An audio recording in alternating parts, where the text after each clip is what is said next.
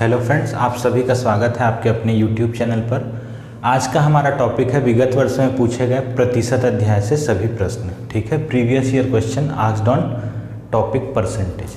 तो चलिए चालू करते हैं पहले प्रश्न से, जो हमें कहता है एक व्यक्ति अपने 10,000 की मासिक आय का 20% भोजन में खर्च करता है, शेष का 30% किराया देता है तथा शेष से 10% अन्य मदों में खर्च करता है। बताइए उसकी मासिक बचत कितने रुपए की है।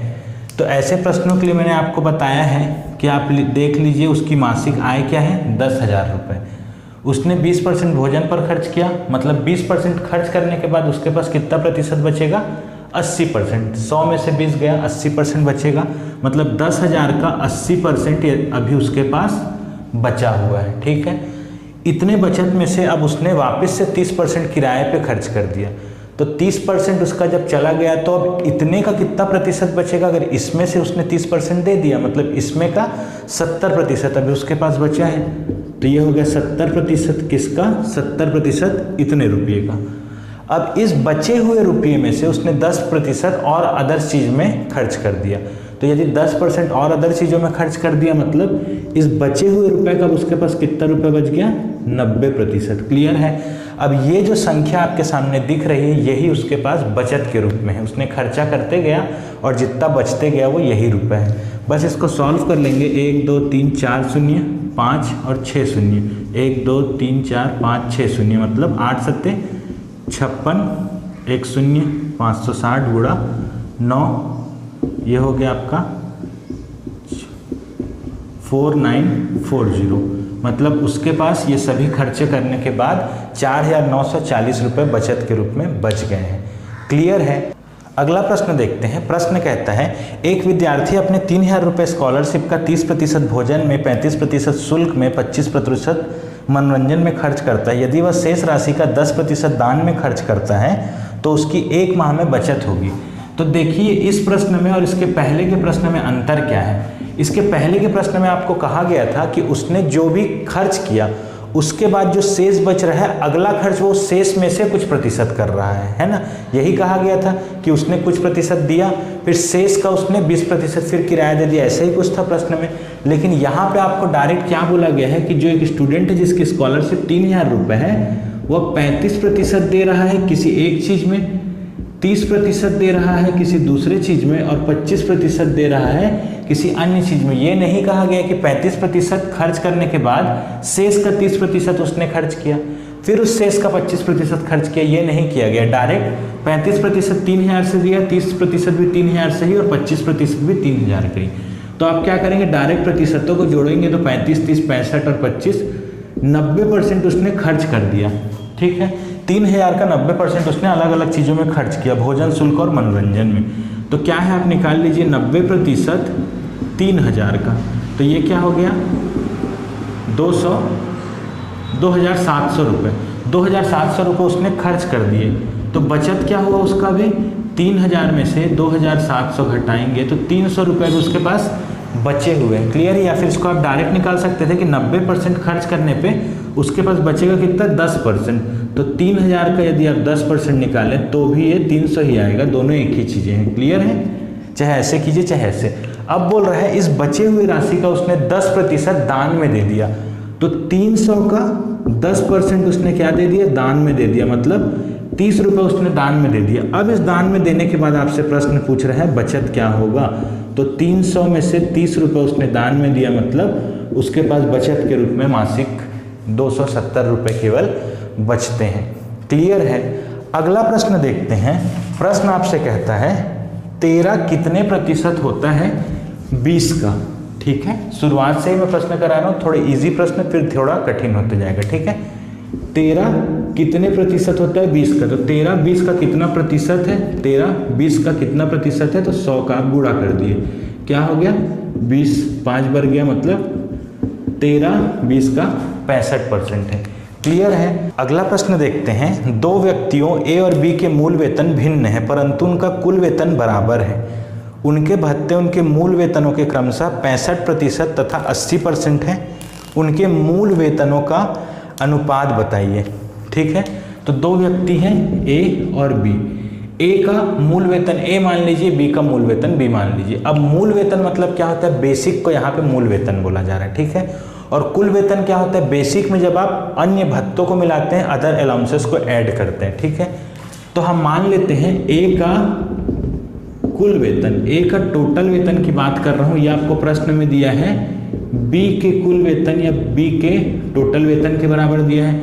और ए का कुल वेतन किससे किससे मिलके बना होगा, ए का मूल वेतन उसको ए ले लेते हैं और प्लस भत्ता, तो उसके भत्ते के बारे में क्या कहा गया है, ए का भत्ता ए के मूल वेतन का कितना प्रतिशत है, 65%। 65% किसका, ए के स्वयं के मूल वेतन का, ठीक है। ए का ए मूल वेतन 65% मूल वेतन का उसका भत्ता, तो ये हो गया कुल वेतन। उसी प्रकार से बी का क्या होगा, मूल वेतन बी प्लस उसका भत्ता क्या होगा 80% किसका, उसके खुद के मूल वेतन का। अब इसको सॉल्व करते हैं तो पहले 100 इसमें सब में बराबर ले आते हैं। ए को 100 से गुणा करेंगे क्या होगा 100A प्लस 65A बटा 100 बराबर 100B प्लस 80B बटा 100। 100 से 100 कट गया, 100A प्लस 65 क्या हो गया 165A बराबर 180B। ए बटा बी यदि हम करें, ए बटा बी, बी को पक्षांतर करेंगे तो 165 को उधर पक्षांतर करते हैं, 180 बटा 165। इसको हम किससे काट के देखते हैं, इसको हम काटते हैं 15 से। 15 एक बार, 15 दो बार, 15 से एक बार, मतलब आ गया आपका ए बटा बी 12 बटा ए 12 बटा 11। और यही आपसे प्रश्न में पूछा गया था कि उनके मूल वेतनों का अनुपात क्या है, तो मूल वेतनों का अनुपात है 12:11। क्लियर है। अगला प्रश्न देखते हैं। प्रश्न आपसे कहता है एक पुस्तक का मूल्य 10% से बढ़ने के बाद 5% कम हो गया, पुस्तक के मूल्य में निवल परिवर्तन कितना हुआ। तो ये प्रश्न तो आपने डायरेक्ट देखा, किसी एक चीज़ की वस्तु पहले बढ़ाई गई फिर घटाई गई। पहले क्या है 10% का इंक्रीमेंट हुआ, फिर 5% का डिक्रीमेंट हुआ, 10% की बढ़ोतरी हुई, 5% की कमी हुई। फॉर्मूला आपको याद होगा a plus B plus A B बटा 100 होता है। आप जिसमें बढ़ोतरी हो रही है उसको पॉजिटिव लीजिए, जिसमें कमी हो रही है उसको नेगेटिव लेंगे। तो 10 को पॉजिटिव लेते हैं, 10 को a के स्थान पर रखेंगे, b के स्थान पे 5 लेते हैं, लेकिन क्योंकि कमी हो रही है तो minus B plus 10 into minus 5 बटा 100। 10 में से 5 गया, बच गया 5, प्लस और माइनस क्या हो गया माइनस, 10 5 50 बटे 100, मतलब 5 माइनस हाफ मतलब 4 सही 1/2 या फिर 4.5% की पॉजिटिव आ रहा है। इसका मतलब क्या हुई है, बढ़त हुई है, ठीक है। या चेंज पूछा गया प्रश्न में, आप तो चेंज तो 4.5% का ही हुआ है। क्लियर है। अगला प्रश्न देखते हैं। प्रश्न आपसे कहता है 600 के 3/4 भाग का 60% क्या होगा। 600 के 3/4 भाग का, 600 का 3/4 का 60%, 60% निकालना है तो 60/100 क्या होगा, यही आपको निकालना है। तो ये एक बार, ये 6 बार, ये एक बार, ये 15 बार, तो क्या हो गया 15 गुणा 3 गुणा 6, तो 15 थिया 45 गुणा 6, तो ये हो गया 270। ठीक है, क्लियर है। अगला प्रश्न देखते हैं।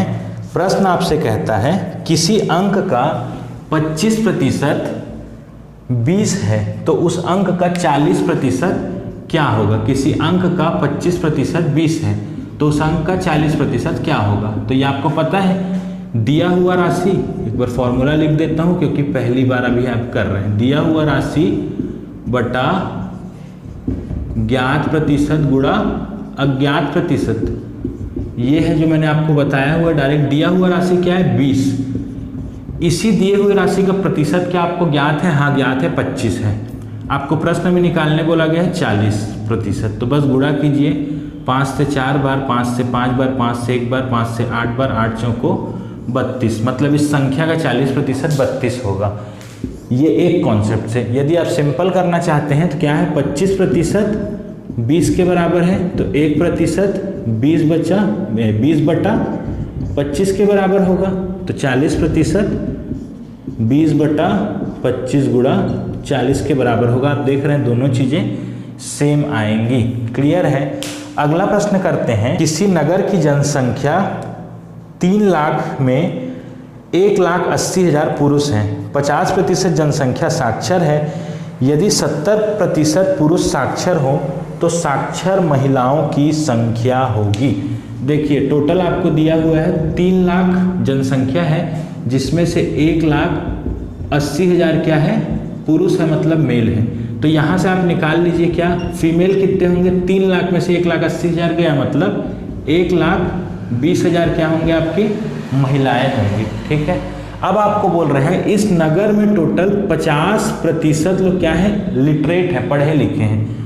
तो पढ़े लिखे कितने लोग हो गए, पढ़े लिखे यदि मैं इसको संख्या में बोलूँ 50% 3 लाख का, तो क्या हो गया, 1,50,000 लोग पढ़े लिखे हैं इस पूरे नगर में। उसमें से 70% पुरुष पढ़े लिखे हैं, तो 70% पुरुष, तो पुरुषों की संख्या क्या है, 1,80,000। 1,80,000 का 70% पढ़े लिखे हैं, तो ये आपका हो गया 70 और 56, 1 26, 126, ठीक है, 3। 1,80,000 में से 1,26,000 पुरुष क्या है, पढ़े लिखे हैं, लिटरेट है, तो मैं इसको L लिख देता हूँ। और कुल नगर में कितने लिटरेट हैं, 1,50,000। तो क्या हो गया, कुल पढ़ी लिखी महिलाएं या फिर लिटरेट महिलाएं कितनी होंगी, पूरे नगर में कितने हैं, पूरे नगर में है 1,50,000। 1,50,000 पूरे नगर में है, जिसमें से 1,26,000 तो पुरुष हैं, तो बच कितने गए, 24,000 महिलाएं जो हैं वो उस नगर में पढ़ी लिखी है। क्लियर है, समझ आया है। एक बार रिपीट करके आप उसको वीडियो को पीछे करके देख सकते हैं यदि समझ नहीं आया। अगला प्रश्न देखते हैं। प्रश्न आपसे कहता है, एक विद्यालय जिसमें 500 बच्चे पढ़ते हैं, 10% बच्चे क्रिकेट नहीं खेलते, 20% फुटबॉल नहीं खेलते और 4% ना तो फुटबॉल खेलते हैं ना तो क्रिकेट खेलते हैं। ऐसे कितने विद्यार्थी हैं जो कि फुटबॉल खेलते हैं पर क्रिकेट नहीं खेलते हैं। क्लियर है। तो देखिए इस प्रश्न के लिए आपको कोई और फॉर्मूला नहीं लगाना है, सिंपल से समझ से ही बना सकते हैं। कैसे, टोटल स्टूडेंट है 500, उनमें से 10% लोग क्रिकेट नहीं खेलते हैं। 10% लोग यदि क्रिकेट नहीं खेलते तो आप देखिए कितने प्रतिशत लोग क्रिकेट खेलते हैं, क्रिकेट खेलते हैं। 10% लोग क्रिकेट नहीं खेलते, मतलब 90% लोग क्रिकेट खेलते हैं। 90% किसका, 500 का, टोटल बच्चे 500 है, तो 90% 500 का कितना हो गया, 450। अब इसको आप पेन से करके देखिए या डायरेक्ट भी कर सकते हैं। ठीक है। फुटबॉल बोला है 20% फुटबॉल नहीं खेलते हैं, मतलब कितने प्रतिशत लोग फुटबॉल खेलते हैं, यदि 20% नहीं खेलते मतलब 80% लोग फुटबॉल खेलते हैं। तो किसका 80%, 500 का 80% मतलब 400 लोग फुटबॉल खेलते हैं। क्लियर है। अगला बोला है 4% ऐसे हैं तो जो ना तो फुटबॉल खेलते हैं ना तो क्रिकेट खेलते हैं। तो आप देखिए दोनों खेलने वाले, यदि 4% लोग कुछ नहीं खेल रहे, मतलब 96% लोग या तो क्रिकेट खेल रहे हैं या तो फुटबॉल खेल रहे हैं। ठीक है, दोनों खेलने वाले। ठीक है, ये दोनों खेलने वाले, तो ऐसे ये भी हो सकता है कि फुटबॉल भी खेल रहा हो क्रिकेट भी खेल रहा हो, तो उससे अच्छा आप लिखिए क्रिकेट और फुटबॉल खेलने वाले, क्रिकेट और फुटबॉल खेलने वाले। हो सकता है कितना, 96%, 96% लोग क्रिकेट और फुटबॉल खेलते हैं। जरूरी नहीं कि हर कोई हर चीज़ खेल रहा हो, लेकिन जिसका नाम एक बार भी क्रिकेट में लिखा गया इसका मतलब वो इस श्रेणी में तो नहीं आएगा जो कुछ नहीं खेल रहा है, कुछ ना कुछ तो खेल रहा है। तो 96% लोग क्रिकेट और फुटबॉल खेलते हैं। ठीक है, तो 96% किसका, 500 का। तो 500 का 96%, अब इसको कैसे निकालेंगे, आप देखिए 1% कितना होता है, 5, तो 4% कितना हो जाएगा, 20। तो 500 में से 20 घटा दीजिए, मतलब 480 लोग क्या है, क्रिकेट और फुटबॉल खेलते हैं। अब प्रश्न आपको बोल रहे हैं ऐसे कितने लोग हैं जो फुटबॉल खेलते हैं लेकिन क्रिकेट नहीं खेलते हैं। तो सिंपल सा चीज़ है, देखिए फुटबॉल खेलते हैं कितने लोग, 400 लोग। क्रिकेट खेलते हैं कितने लोग? 450 लोग। और दोनों गेम में संलिप्त कितने लोग हैं? 480 लोग। तो यदि जो दोनों गेम खेल रहे हैं क्रिकेट और फुटबॉल, ठीक है, या क्रिकेट खेल रहा होगा या फुटबॉल खेल रहा होगा या दोनों भी खेल रहा होगा, लेकिन 480 बच्चे ही हैं जो खेल में इंक्लूड हैं। क्रिकेट खेल रहे हैं 450 लोग, तो टोटल 480 लोग दोनों में से कोई ना कोई ये दोनों गेम खेल रहे हैं, और 450 लोग तो क्रिकेट खेल ही रहे हैं। लेकिन आपको आंसर क्या देना है? जो क्रिकेट ना खेल रहा हो। तो जो भी बंदा क्रिकेट में इंक्लूड है, क्रिकेट खेल रहा है, बैट बल्ला छू भी रहा है, क्रिकेट खेल रहा है, उसको आपको आंसर नहीं देना है। तो आपको क्या है? इस 480 में से इस 450 को घटा दीजिए, ठीक है। इतने लोग तो क्रिकेट खेल रहे हैं और इतने लोग खेल रहे हैं, ठीक है, ये बोलना ज़्यादा ईजी होगा। इतने लोग खेल रहे हैं, खेल रहे हैं, कुछ ना कुछ खेल रहे हैं 480 लोग, जिसमें से 450 लोग क्रिकेट खेल रहे हैं। तो 480 में से 450 गया मतलब 30। क्लियर है? 30 लोग क्या कर रहे होंगे? फुटबॉल खेल रहे होंगे, क्योंकि हाँ आपने तो पहले ही 20 लोगों को हटा दिया जो कुछ नहीं खेल रहे हैं। तो आपका आंसर है 30 लोग फुटबॉल खेल रहे हैं। क्लियर है? अगला प्रश्न कहता है दो संख्याओं का योगफल पहली संख्या का 28/25 है, तो दूसरी संख्या पहली संख्या का कितना प्रतिशत होगा? ठीक है, ये ले लीजिए पहली संख्या, ये ले लीजिए दूसरी संख्या। इन दोनों संख्याओं का योग तो क्या हो गया? इन दोनों संख्याओं का योग x + y। इन दोनों संख्याओं का योग बराबर है 28/25। 28/25 भाग किसका? पहली संख्या का, ठीक है। 28/25 भाग है किसका? पहली संख्या का। ये आपको पहला इक्वेशन दिया है। अब प्रश्न आपसे पूछ रहा है तो दूसरी संख्या पहली संख्या का कितना प्रतिशत होगा? तो इसको पहले तो सॉल्व कीजिए। 25 का पक्षांतर करेंगे तो यहाँ गुणा में आएगा, दोनों से गुणा करेंगे 25x + 25y बराबर 28x। 25 का पक्षांतर करेंगे, 25x का 25y बराबर हो गया 28x - 25x, क्या हो गया? 3x। क्लियर है? x किसी एक का मान निकाल लीजिए, x का मान निकाल लेते हैं। x आपका हो गया 25y/3। क्लियर है? ये x का मान आ गया। अब आपको बोल रहे हैं दूसरी संख्या पहली संख्या का कितना प्रतिशत है, तो आपको प्रतिशत निकालना आता है। दूसरी संख्या मतलब y, पहली संख्या का बोल रहे हैं मतलब x का कितना प्रतिशत है, प्रतिशत लाना है मतलब 100 का गुणा करना है।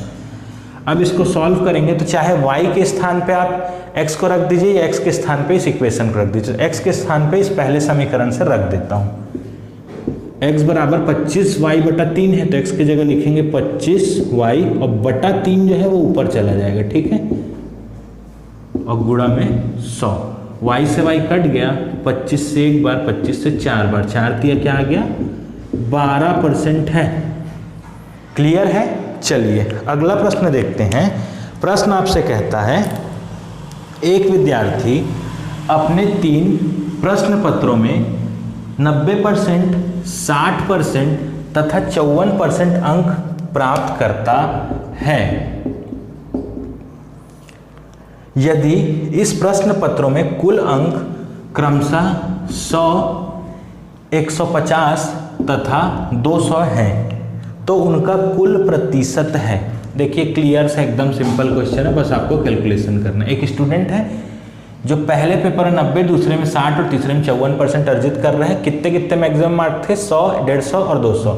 तो आप लिख लीजिए टोटल मार्क्स ऑब्टेन्ड, कुल प्राप्त अंक, ठीक है। ये क्या हो जाएगा? 90% प्राप्त किया है 100 का, मतलब कितना नंबर पाया है? 90% 100 का, तो 90% ऑफ 100। इसको आप खुद से कैलकुलेट कीजिए। प्लस 150 में 60% पाया है, तो 150 का 60% कितना हो गया? ये हो गया आपका 50 और 60 और 90, ठीक है, ये भी 90 नंबर हो गया, ठीक है।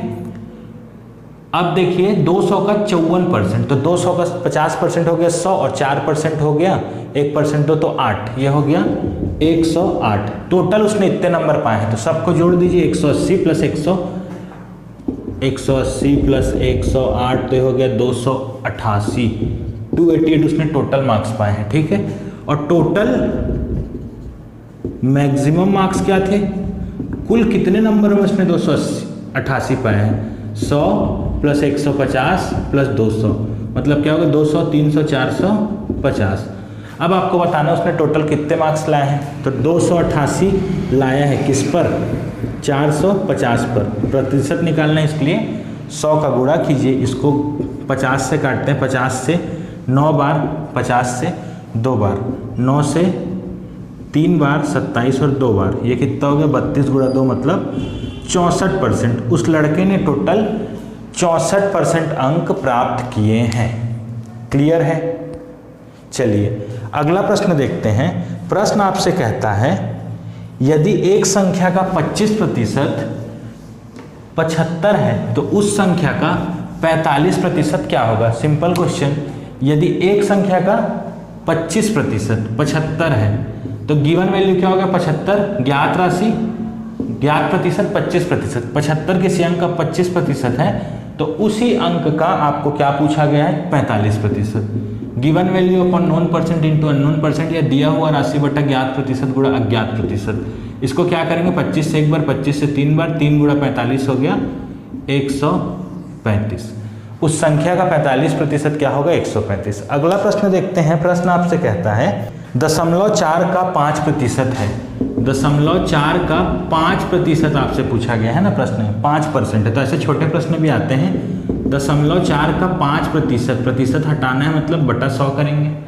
ठीक है, 5 चौको क्या हो गया 20, मतलब 2.0, दशमलव के बाद एक शून्य बटा 100 मतलब 1/50, या फिर इसको 1/50 कठिन होगा, 2 शून्य के बाद 0 लगना मतलब 0.02। क्लियर है। अगला प्रश्न देखते हैं। प्रश्न आपसे कहता है यदि किसी संख्या के 20% के 2/5 भाग का 5/12 भाग 252 है तो संख्या होगी। किसी संख्या के 20% का 2/5 का 12/5 नहीं 5/12, 5/12 252 है। ठीक है, तो लेट कर लीजिए, मान लीजिए लेट द नंबर भी x की, वो संख्या को हमने मान लिया x है तो x का 20% बोल रहे थे, ये हो गया x का 20%।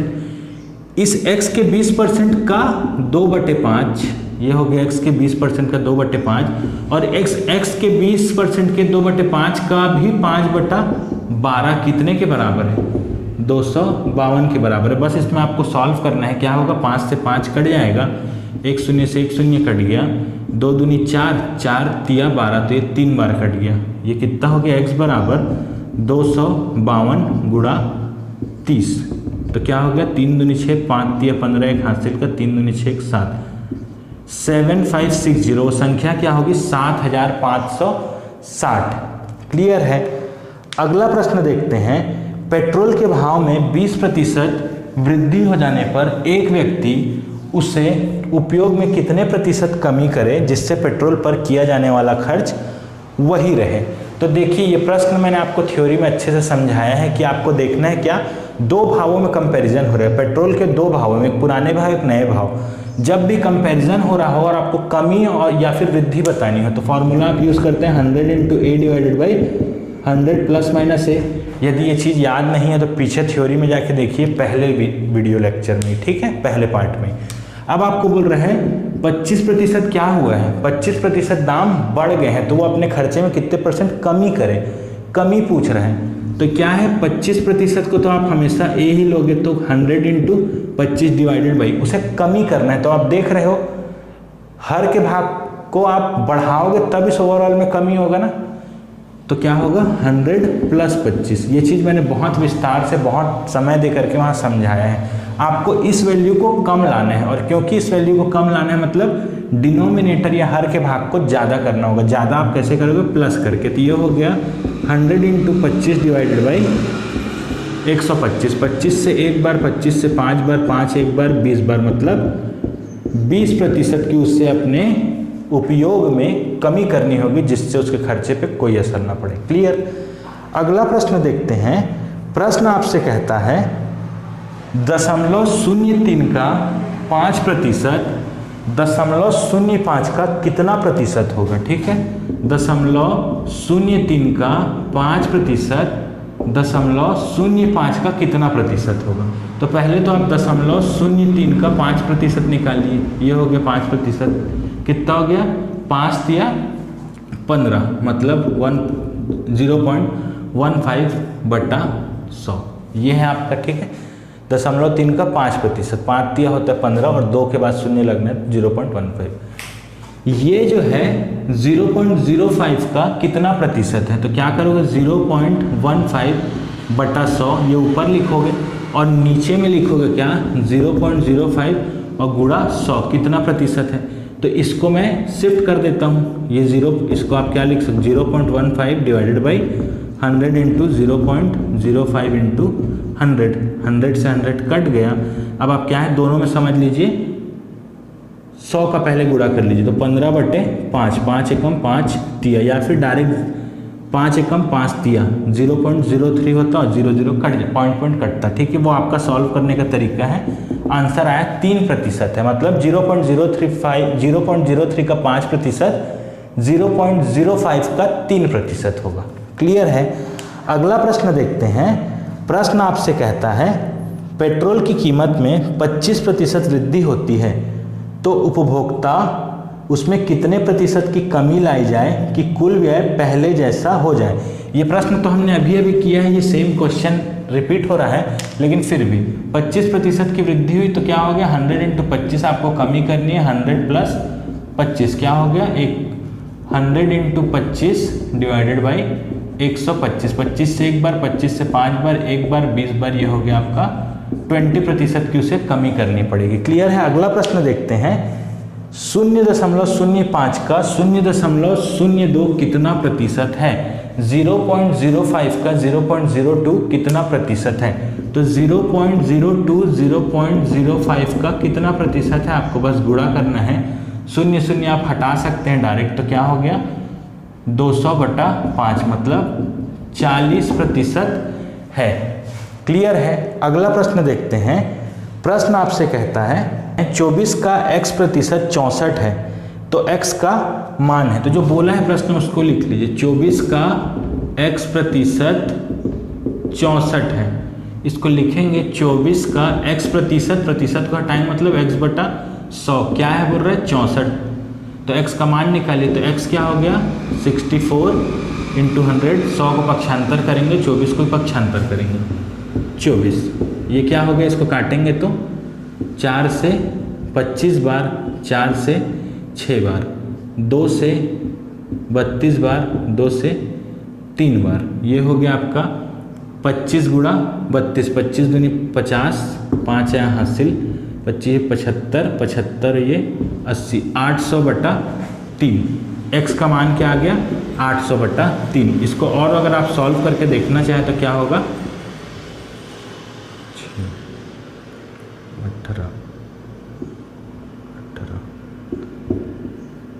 266 सही 2/3। क्लियर है।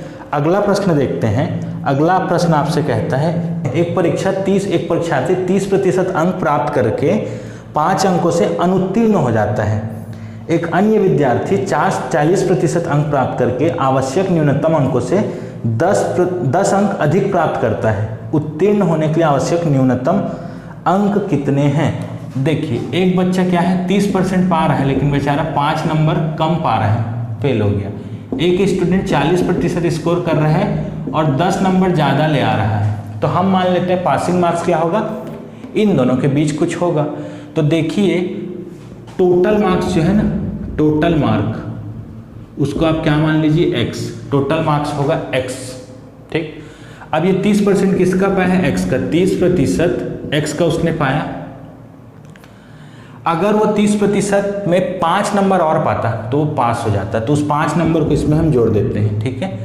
30% प्लस उस 5 नंबर को जोड़ दे, मतलब ये पासिंग मार्क्स हो गया, जितने में वो जस्ट पास होता। अभी 5 से फेल हुआ था, अगर 5 और पाता तो पास हो जाता।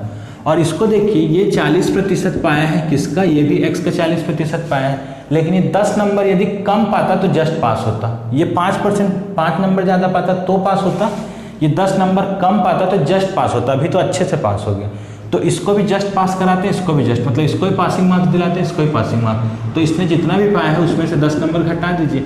अब ये भी पासिंग मार्क्स, ये भी पासिंग मार्क्स, दोनों को क्या है बराबर कर दीजिए। 100 को इससे गुणा करते हैं, पहले 30x प्लस 100 को गुणा करेंगे तो 500 बराबर 40x माइनस 100 को गुणा करेंगे तो 1000। अब ये 100 से 100 कट गया, क्या हो जाएगा पक्षांतर करेंगे 40x माइनस 30x हो गया 10x और माइनस 1000 इधर लाएंगे तो हो गया 1500। तो x का क्या मान आ गया 150, मतलब पूर्णांक क्या थे 150। अब किसी भी एक इक्वेशन से आप पासिंग मार्क्स निकाल लीजिए। यदि 150 पूर्णांक है तो 30% प्लस 5, 150 का 30% कितना होगा 10% हो गया 35, 30% हो गया आपका 10% हो गया 15, 30% हो गया 45, 45 प्लस 5 50 नंबर पासिंग मार्क्स है, ठीक है। या फिर यहाँ से निकाल लीजिए 150 का 40% कितना हो गया 10% है आपका 15, 40% हो गया 60, 60 में से 10 गया मतलब 50, तो पासिंग मार्क्स क्या है आपके 50 हैं। क्लियर है?